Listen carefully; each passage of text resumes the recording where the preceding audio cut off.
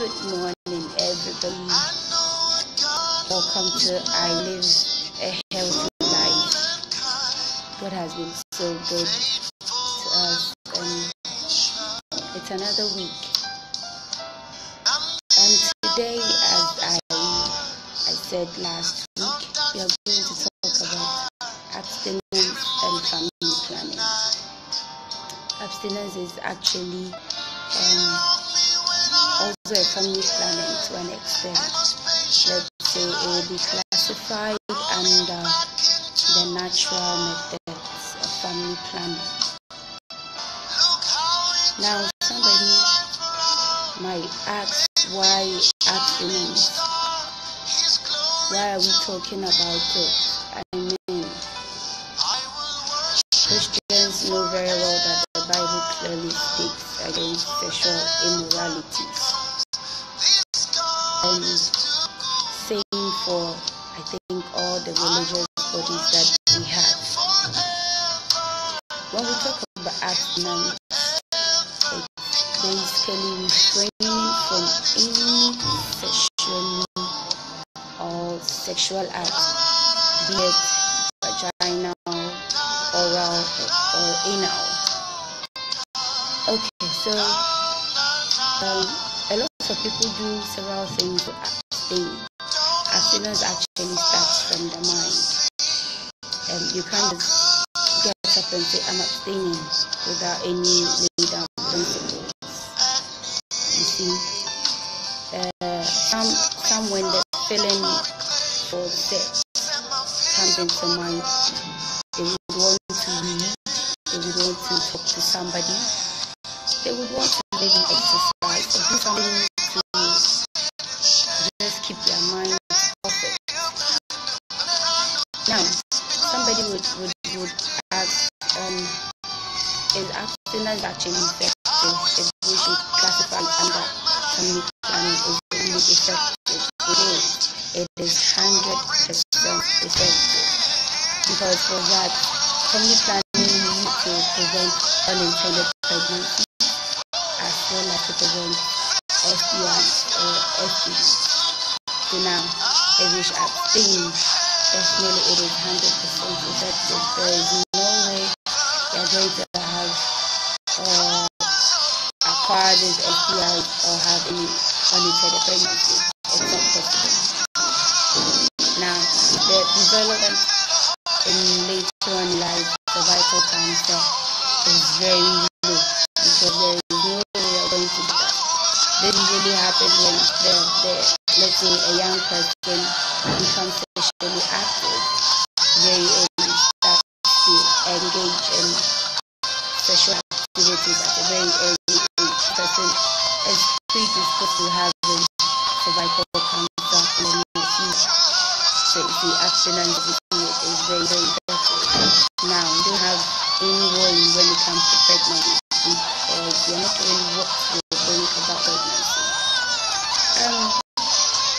Again, there are some challenges here and there when it comes to abstaining. It's either you lose your partner if you are growing up, or you are dating. Especially when you want sex and you don't want sex. It's a bit difficult, and usually it makes you unhappy because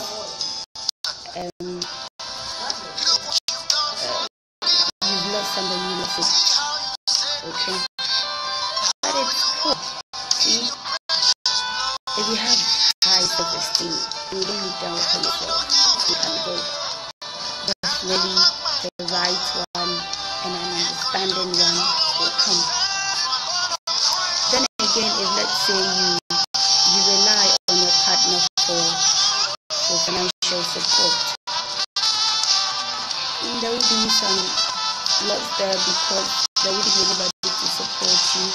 That's why, as young as we are, we have to have it in mind that we wouldn't be so dependent on people. We should learn to be independent.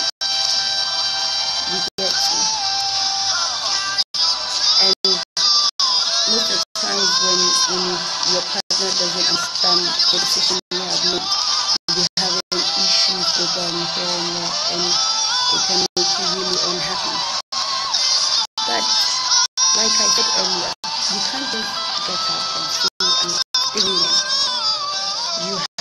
a plan. You have to.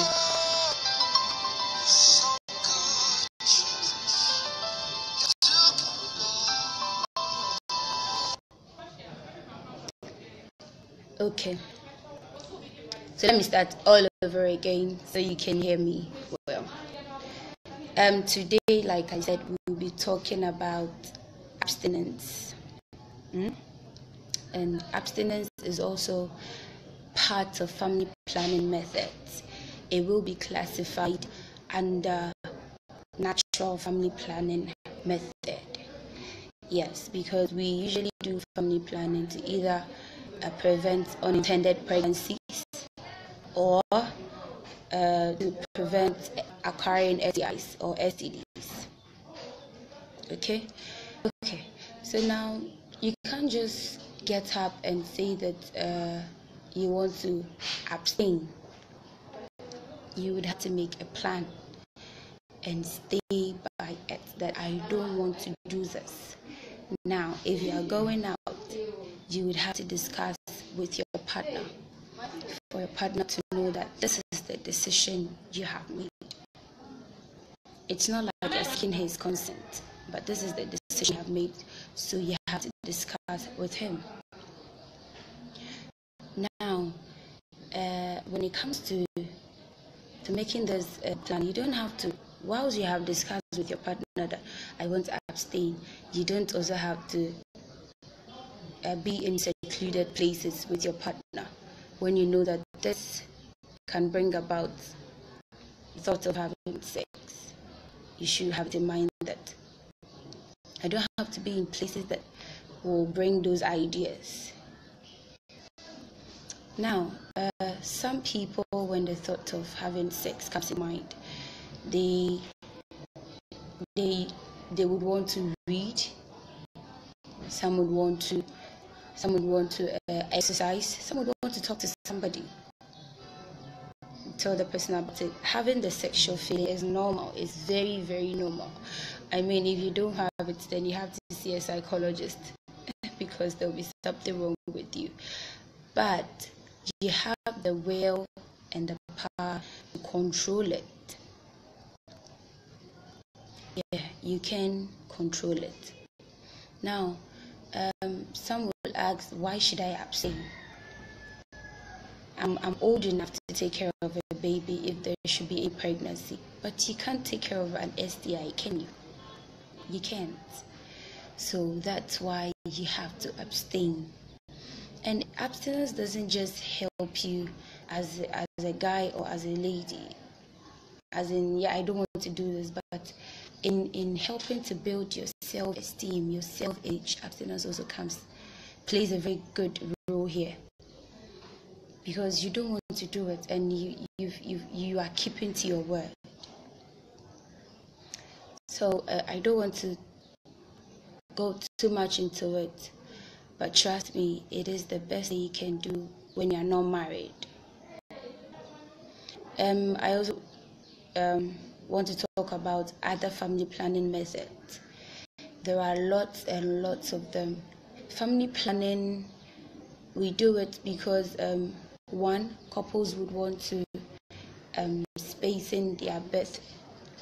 That is, if they have a child, they want the child to go up to maybe 2 years, then they would give birth again. Now, you can't just decide to not to have sex when you're married. I mean, it's not possible.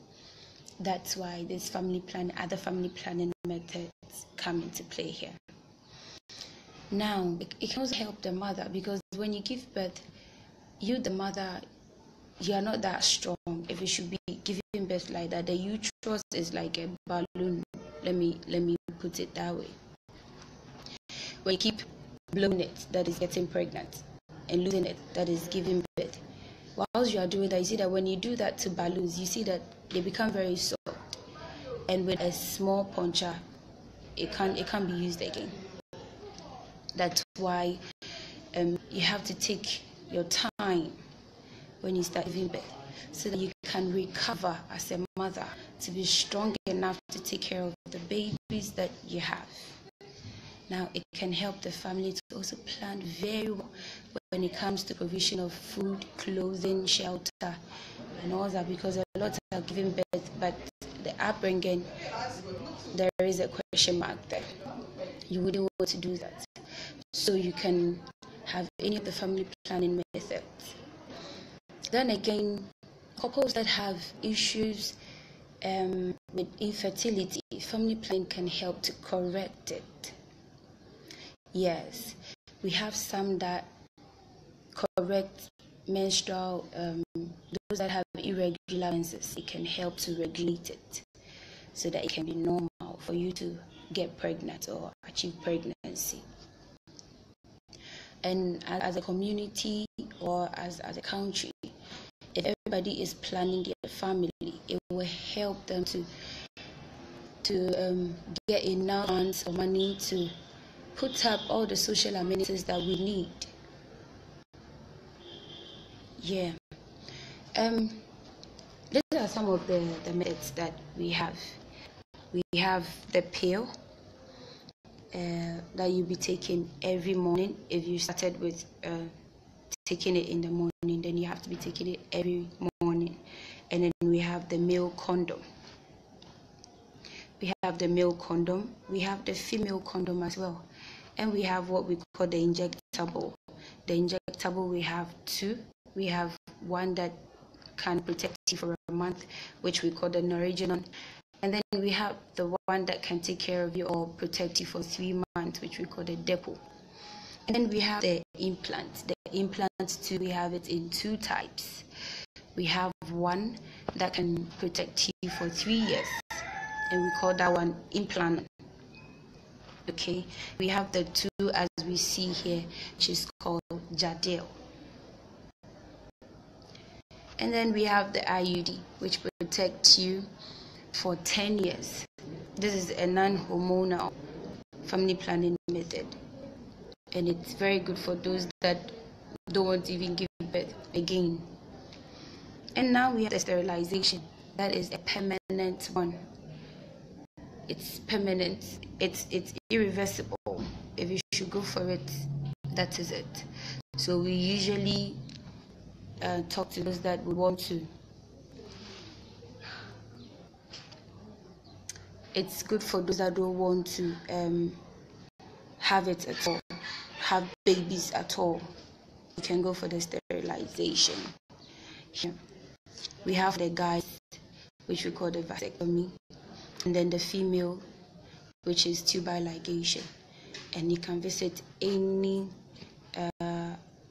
hospital or clinic, any health facility close to you, and they can do all of this for you.